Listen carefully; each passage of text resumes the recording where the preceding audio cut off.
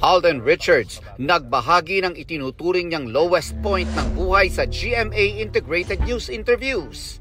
Last year, medyo, I think that was my breaking point.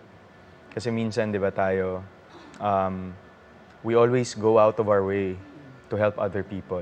Tulong, bigay. Ang nangyari sa akin, paglingon ko dun sa timba ko, wala na palang natira sa akin. Tingin ni Alden, nakaranas siya ng matinding depresyon na lalo pa raw tumindi nang pumanaw ang kanyang lolo nitong Enero. Para makabangon, nag-focus daw siya sa self-love. Malaking tulong din daw ang mga taong nagmamahal at sumusuporta sa kanya. Mikey Quintos, may magical experience naman sa Bohol.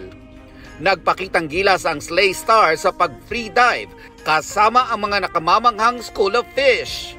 Ang kanyang underwater adventure, pinusuan ng mga netizen. Sa Hollywood, Chris Brown pansamantalang nakalaya matapos magpiyansa para sa kaso ng umano'y pananakit sa isang nightclub sa London noong 2023.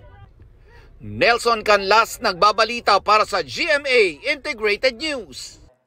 Huwag magpahuli sa mga balitang dapat niyong malaman. Mag-subscribe na sa GMA Integrated News sa YouTube.